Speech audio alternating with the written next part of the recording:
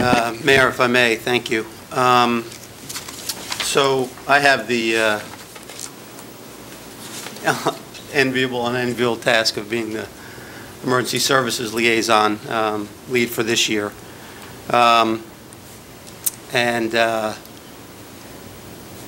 First off, I think we all recognize there's a emotional component to this resolution. I think we all recognize that and understand it. But I want to make sure that from the understanding of the public that's here and the public that will be watching and understanding what's going on, I want to make sure that the facts of the process, some of the history, and what's brought us to this point are clear in everyone's mind, because I think that's really what has moved us to where we are today. As we spoke about a month ago when we first had some discussion on this RFP, maybe a brief history of the rescue squad here in town. Back in 1955, the rescue squad was formed as solely a volunteer organization.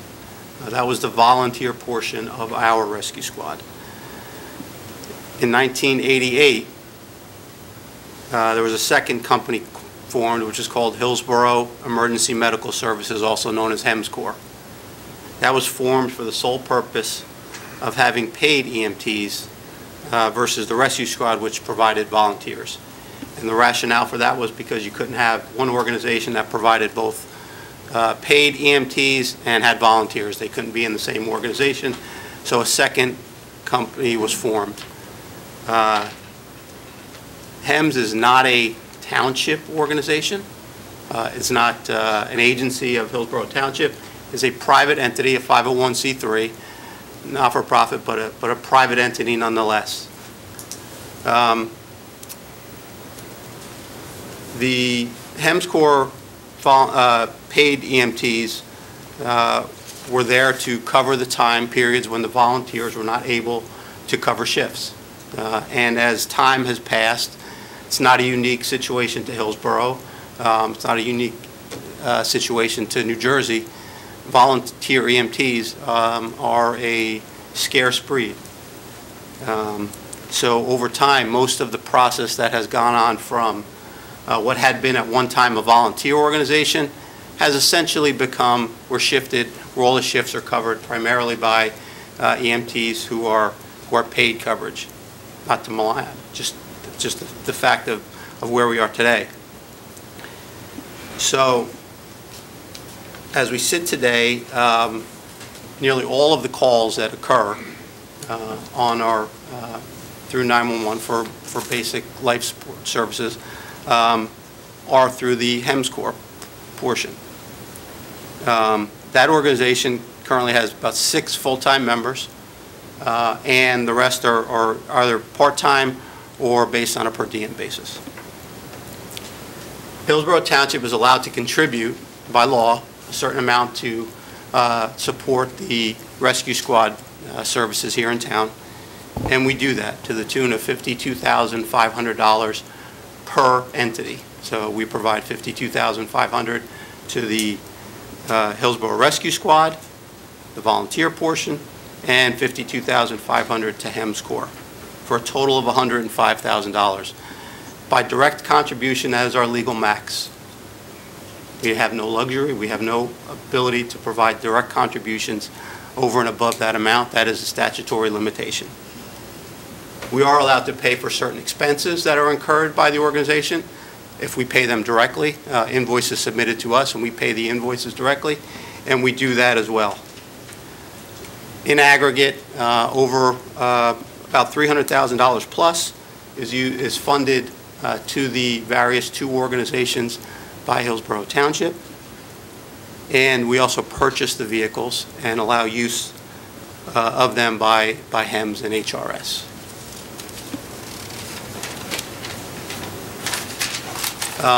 Back in 2014, the township made the decision to retain an outside consultant, Fitch & Associates, to perform an assessment of our current EMS services and the efficiency of its operations.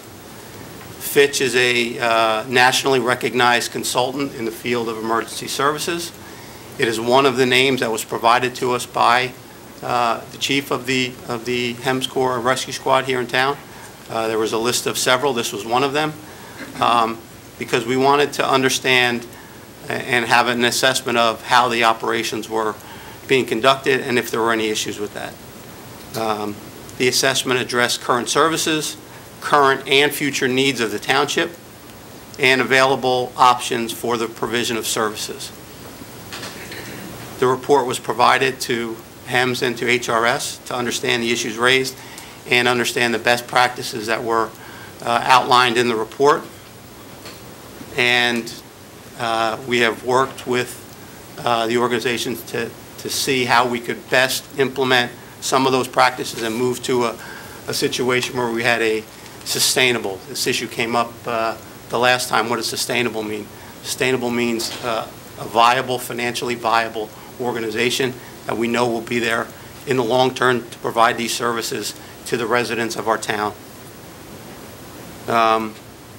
In the 2 years since we've conducted that assessment and had that Fitch report, I could say that I believe the township's not convinced that the current organizations have been able to meet the performance standards in the report, and felt compelled to evaluate alternatives available to it for the provision of these EMS services through competitive contracting and the process of local public contracts law. So we went to bid, in essence. That's a fancy way of saying we went to bid to see what was available to provide that service.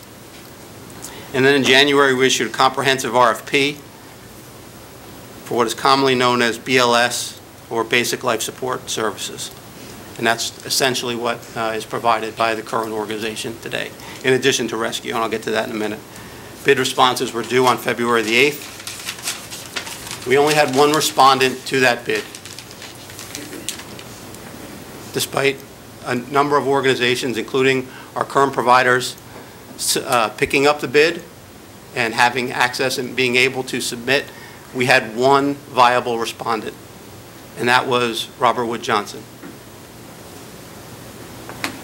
Our current organization, HEMS, did not submit a reply to the bid. What did the RFP request?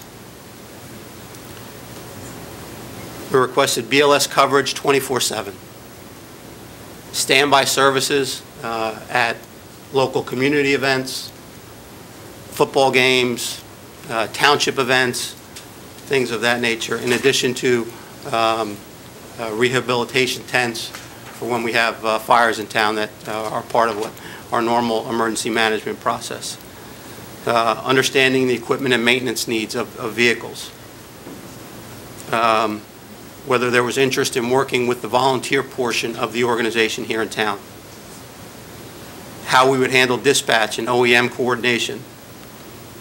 Requirements for response times. Training and appearance. Compensation. Quality assurance. Records and reports that would be available to the township. Bidder qualifications. Experience in BLS services to local municipalities. The management team. Education and training. References and staffing, among a few other things. Based upon the responses, or the response to that RFP, here's what was proposed to be provided by the respondent, RWJ. There would be 2 crews and vehicles available in town 24/7. Those vehicles are stationed in town. I think there's a misconception that somehow those vehicles would be dispatched either from Somerville or from New Brunswick or from Hamilton or wherever else RWJ has hospital services. There are 2 vehicles that will be stationed in Hillsborough at all times. There will be 2 other vehicles that are on the outskirts of town in surrounding areas that, as those vehicles would be deployed to a call, there would be backup services available. The current service we have provides for 2 vehicles during the day, only 1 crew on from midnight to 6 a.m., And, sorry for the other. You'll have your time. Please. We're not going to get unorganized, and we expect full respect. It'll be reciprocated. So we will actually have more vehicles 24/7 than we currently have today. There will be standby for community events, including most school-sponsored events and sporting events, local and youth organization events, township events, and rehabilitation stations to support our fire companies.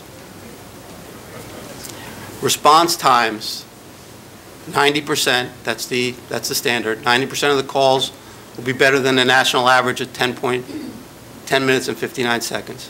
That is the standard. As I said, 2 vehicles at all times in town.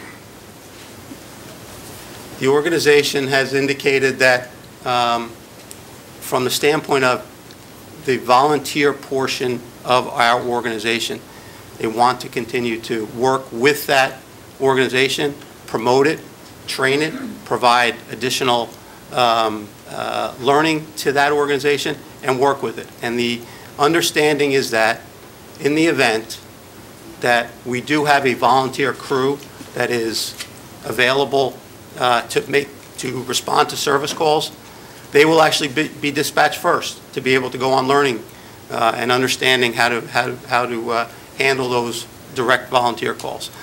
But RWJ is intending to work with that. So the portion that is volunteer essentially would continue and probably flourish more so than it has today. You can chuckle. There are 6 full-time employees now at the organization. This is directly from the organization. That's not my number. Robert Wood Johnson expects to hire approximately 16 more people into their organization to support what Hillsborough is doing, as well as some other surrounding towns. Those are opportunities for our full-time EMTs, our paid EMTs, to have direct access and job opportunities with Robert Wood. It's not a situation where we're looking to outsource or put people out of work. The natural flow of this is that people would migrate to the hospital to provide the same service they're providing today just through the hospital. The RFP was reviewed by 4 people within the township: myself, Committeeman Thompson, our CFO, who's also our qualified purchasing agent, meaning she's the one that's responsible for procurement and bids, as well as our lead for the Office of Emergency Management. All of us reviewed it, and it's a fully compliant response to the RFP.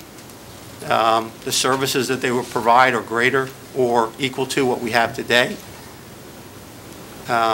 There is a significant amount of new vehicles that would be available to service us,